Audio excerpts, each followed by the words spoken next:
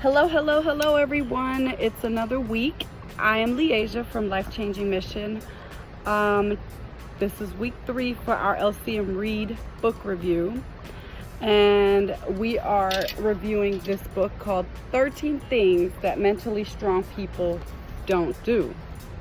We discussed the first 2 chapters previously. Chapter 1, Do Not Self-Pity. Chapter 2, Reclaim Your Power. And we are now on chapter 3. Chapter 3 is all about change. Change is good. And something that mentally strong people don't do is shy away from change. So if you're a person that does not like change and is afraid of change, then that might be an area that you would like to explore, because change is necessary. To change or not to change? That is the question. So let's talk about, what a person that shies away from change might look like. Here's some things. Do you tend to justify a bad habit by convincing yourself what you're doing isn't that bad? Do you experience a lot of anxiety about changes to your routine? Even when you're in a bad situation, do you worry that making a change might make things worse? Whenever you attempt to make a change, do you struggle to stick with it? When your boss, family, and friends make changes that affect you, it's difficult for you to adapt. There are, again, a few more indicators of you being a person that doesn't like change. But the bottom line is that in order to push out of your comfort zone, changes will have to occur. And in order to elevate and grow, there will have to be some type of change. Because if you continue to be in the same rut, nothing will come from that. So why do people shy away from change, right? Well, again, it's easy. It's easy to stay in this same cycle. It's not easy. Sometimes it's very difficult. So there are different types of changes. We got your all or nothing change, habit changes, try something new today change, behavioral change, like you want to be more kind, emotional change, like maybe you don't want to always be irked all the time. And then there's just cognitive change. So, you have to know what type of change you need at any given time. And then you have to think about, are you even ready for that change? And there are 5 stages to change. You've got your pre-contemplation stage. That's when you are oblivious that there is a need for change. You just continue to be in your cycle and you're pre-contemplating, like you're unhappy, something's not right. Then you get to contemplation stage. This is the time where you actually make decisions on whether or not you're going to implement change. So you're weighing out the pros and cons of a change. You're figuring out what change you might need, and you're really thinking about how to go about it, which leads to preparation. Preparation stage is when you start to make your change. Like, let's just say you need something new, trying something new change. So you want to learn how to play the piano. You've been wanting to do that for a long time, pre-contemplation. So now you've come to this thing where you're like, no, I have to do it. So you weigh out the pros and cons. How much does it cost? What, am I going to be able to commit? So then you make a decision. Am I going for it or am I not? If you go for it, you start to prepare. You look up places that offer piano lessons. You look up times, actual times and places and people. And so that would be your preparation stage. Then you would move into action. So you actually make that appointment. You're actually going to show up and learn how to play a piano. And in turn, you then have to maintain that change, whether it be continuing to go to those piano lessons or, practicing a new skill to maintain that change in your life. But the bottom line is, when you go through all of these steps, at the end of the change, you are elevated. You're a new person. You have grown because you decided to step out of the box and make a change. A lot of times people fear change because it's like the unknown. They don't know what to expect. There's no clear picture of how it's going to look, especially with like big changes. Like my personal example is when I finally decided to move out of my old hometown, Fayetteville, North Carolina. I was pre-contemplating for a long time as far as moving. I knew I wanted to move. I talked about it to a lot of people, but I didn't really make the moves. And then I went to contemplation. I was like, all right, staying here, I have my kids. These are the pros. These are the cons. So then I made a decision with my husband. Okay, we need to move. We're going to move. It's what's best for our family. And that's when we started preparing ourselves, looking for jobs, thinking about what area we might want to be in. And then we went into action mode. We did it. We were separated for almost a year.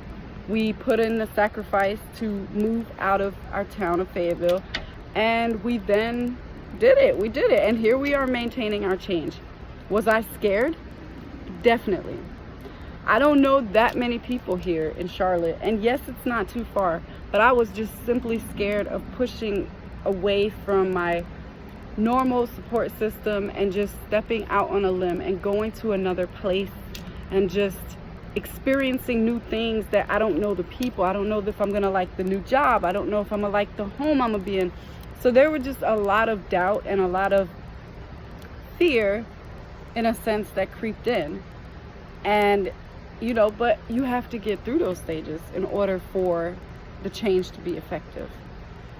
And of course, we don't want to be in discomfort, but when you embark on any type of change, there will probably be some sort of discomfort or sacrifice. I lived with my in-laws for 9 months. I love them very much, but it wasn't my comfort zone. It wasn't my own home, my own territory. I had to adjust, major adjustments. I didn't have my husband with me. It was a lot of discomfort during those times.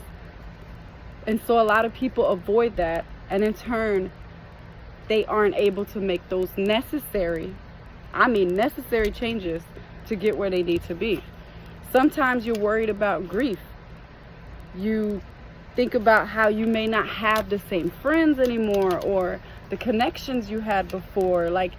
So you're gonna have to deal with that loss in a sense. You're gonna have to deal, like right now, I don't have the same YMCA people that I used to have at the gym. And a part of me is grieving is a strong word, but a part of me feels like sad that I haven't found that just yet. And it creates, discomfort again. But it's okay. It's okay to go through that. So a lot of people shy away from change because of those reasons.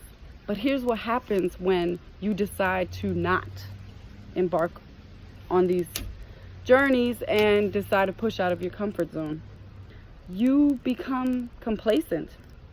You don't elevate. You don't advance yourself. You don't learn new things because you're just so stuck in your routines. You may just be continuing to be in this endless cycle, and your life will not get better that way. You don't challenge yourself, so you can't develop healthier habits if you're not continuously pushing yourself into discomforting moments. And then the people around you that decide to change, they may outgrow you. They may drop you because you decided to not move forward, but they did. So now they can't relate to you anymore. So you might lose close friends and family because you decide to stay in one lane. The longer you wait, the harder it gets, because you will get so caught up in your routines and your habits that it will be even harder to break that cycle. So the main thing that we have to do to get over these humps is just accept change, because change is inevitable. Even when you don't choose change, it's still coming. It's still coming. There's nothing you can do about it. So you can either embrace change and learn how to cope with change, or you can just sit and be miserable, to be real honest with you. A good way to navigate that, though, is to just really, again, focus on the positive. Think about the positive or pros out of the change that you're wanting to pursue. Yes, it's hard right now, but what is the outcome? Where will I end up with this change? That's what you need to focus on. Don't think about how horrible it's going to be and, oh, I want to eat better, but I just want this and that. Think about the outcome. Why did you even pursue the change in the first place? Because that's what's going to motivate you to keep this going. And then also just become self-aware. Like, what are your emotions? Ask yourself questions like, are you scared things are going to get worse if you make this change? Are you sad that you'll have to give something up? Are you uncomfortable even admitting that there's a problem? You need to really dig deep and ask yourself these questions to see, where do you want to put that emphasis in your life? And then manage your negative thoughts, because self-talk is so important to change. You need to restructure the way that you view and perceive situations in your life.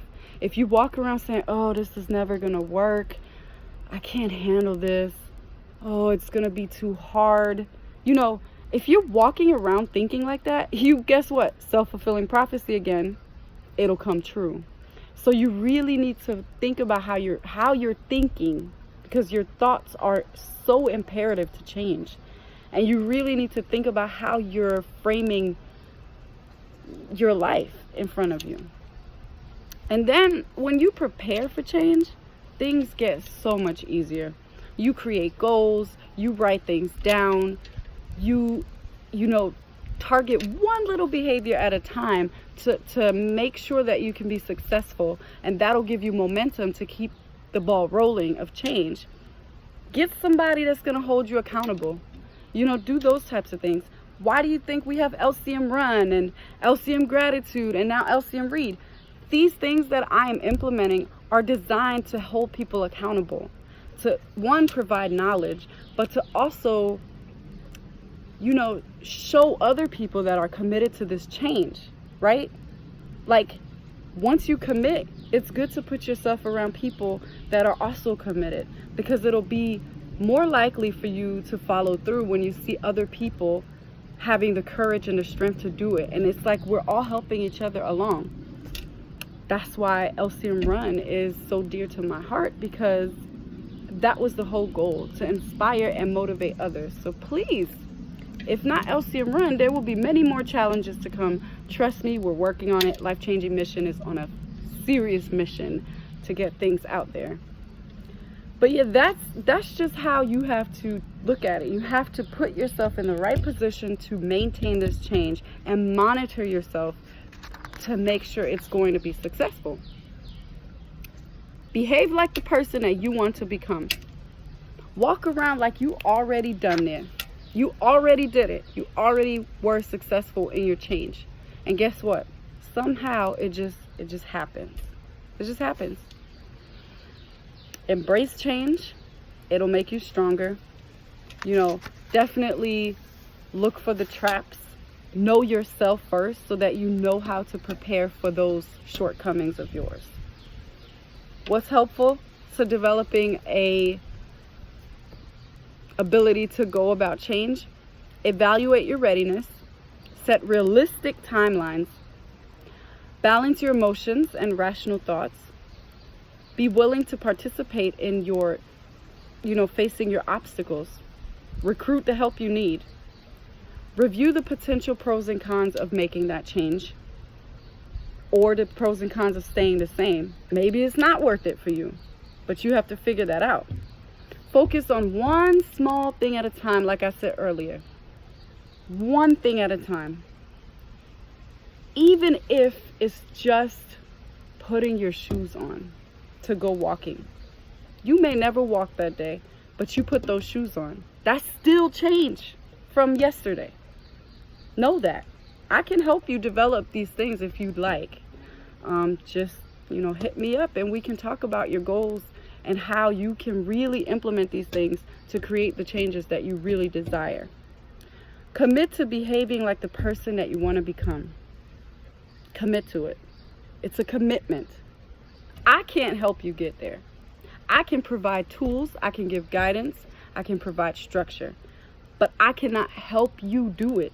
That is your choice, that is your responsibility. So definitely don't do the self-pity thing. Reclaim your power so you can make these changes. And just to, wrap things up, what I would recommend not doing is ignoring that there needs to be change, putting it off, allowing your emotions to take over, making excuses, convincing yourself not to even try because you're not good at it or whatever, or I suck at this. Fix it. Fix it. It's not serving you. It's not benefiting you. So on that note, I strongly encourage you guys to start thinking about, where do you want to make changes in your life? What is it that you've been pre-contemplating on that you really just need to start making these moves? You need to be making these moves. If you need to talk to someone, I am here for you. We can have a free consultation to discuss your goals, and that's all it can be, is just a consultation. And that might give you some guidance on how to go about your change. Everyone's change is different. It's up to you to find out what's going to be valuable change for you. Don't change for another person. You change for yourself. And I think this wraps up our chapter 3 from 13 things mentally strong people don't do. Let's make a change today. This is Life Changing Mission Out.